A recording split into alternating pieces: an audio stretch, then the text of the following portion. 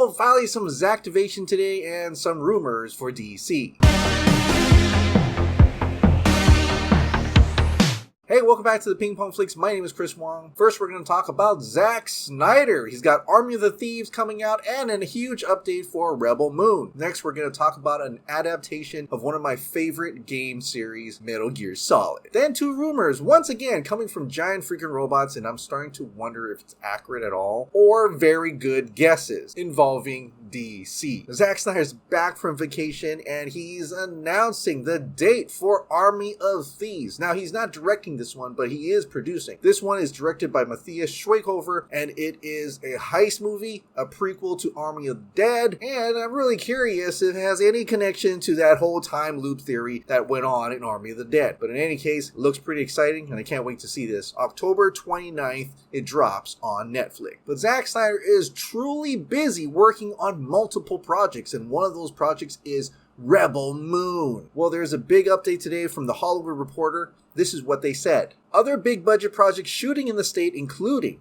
Zack Snyder's epic sci-fi fantasy Rebel Moon for Netflix, which will generate $83 million in qualified spending over 117 filming days. So that's basically 4 months of shooting and at an $83 million budget. Now, just to give you an idea of how much that budget equates to in terms of quality, this is just a guesstimate because, depending on the technology used, it could vary a lot. But just to give you an idea, Army of the Dead ended up costing $90 million to make. That looked really good. George Clooney's The Midnight Sky cost him $100 million. The epic Chris Pine Outlaw King cost $120 million.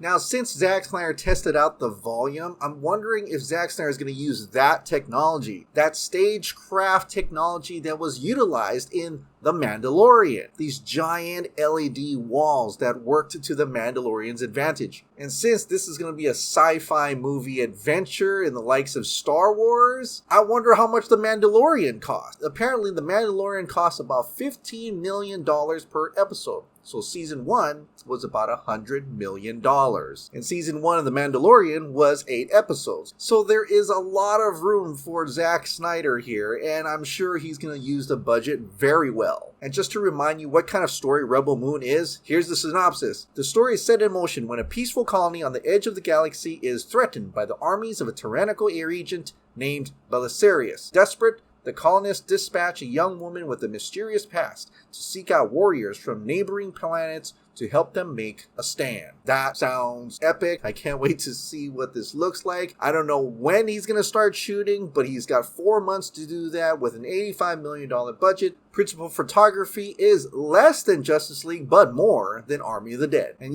once he starts shooting, just like Army of the Dead, we're going to start seeing some Zack Snyder Vero pics once again. I can't wait to see that. All right, let's talk about Metal Gear Solid. Now, I did a little video about Metal Gear Solid a while back. A bunch of people were excited, especially knowing that Oscar Isaac is going to be Solid Snake. I was excited for Metal Gear Solid when a long time ago, once upon a time, he was almost played by either Russell Crowe or Christian Bale. Of course, now Jordan Von Roberts, the director of Kong Skull Island, has picked up the Metal Gear Solid movie and is currently working on it. I think it's still at the script level, but I'm excited to hear that Oscar Isaac is truly excited for this project. This is what he had to say. Speaking with Total Film in a recent interview, Isaac explained that, as you might expect, he was a massive fan of the original Metal Gear Solid.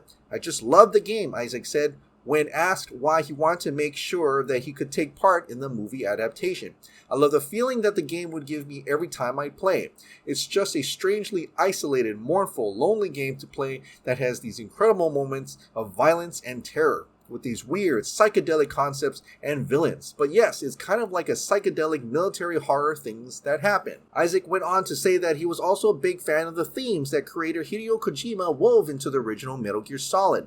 And the truth is, underneath the whole thing, it's an anti-war story. So I think those are the elements I really love, Isaac explained. And like I said, I love the feel of playing it. And the big question of, can something like that be transferred, or can you explore those themes in a really interesting way? on film. And I think you can, because a lot of the later Metal Gear Solid games that Hideo Kojima was part of was really cinematic. It felt like a gigantic movie, and I enjoyed it. I loved it, especially when you got like Harry Gregson Williams doing the score, who has composed a lot of blockbuster movies. It was such an enjoyable franchise. I mean, I've played every single one of them, including the crappy zombie one. That was terrible. And I don't know if one day we'll ever get to see Hideo Kojima's true vision for Metal Gear Solid 5. But since it seems like Jordan Vogt Roberts is actually in constant communication with Hideo Kojima, maybe they both can envision a great Metal Gear Solid movie with Oscar Isaac in the role. Alright, let's talk about those DC rumors now. Giant Freakin Robot says, Warner Brothers is currently developing a live-action Huntress project. Now, Giant Freakin Robot had a lot of confirmed reports this year, but I'm starting to think they're grasping at straws here. Because aside from this report, no other scooper has heard that this was actually happening. So I'm going to chalk this up as a big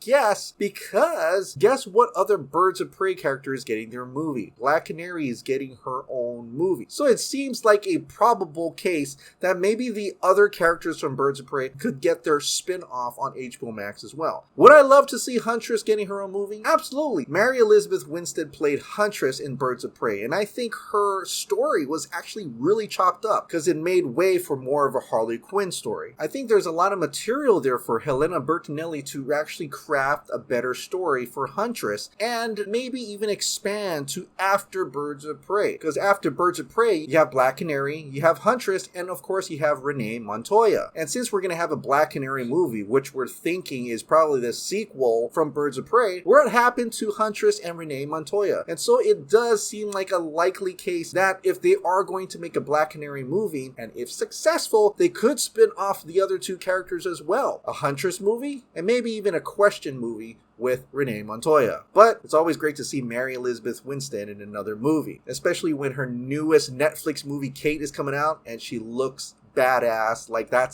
That's like a Huntress movie right there. The second rumor coming from Giant Freakin Robot is this. The Black Canary movie will include Green Arrow. Misha Green hinted out a whole bunch of emojis for the Black Canary movie. And the last emoji was a green heart. That green heart may represent Green Arrow, or at least the love between Black Canary and Green Arrow. That, to me, is also a big guess as well. If there is a Black Canary in the DCEU, you know there is a Green Arrow. Queen Industries has even referenced before in the DCEU during the Zack Snyder time. And I'm sure there's undoubtedly a Green Arrow project coming down the line. Since Arrow is done, Steve Amell is gone, yeah, we need a new Green Arrow movie or show. And I think this is the opportunity to introduce him via the Birds of Prey storyline, starting with Black Canary. So I know Birds of Prey didn't do well in the box office, and not everybody's excited for all the Birds of Prey characters, but maybe Birds of Prey is like a good starting point. And then after that, all these spin-offs to HBO Max,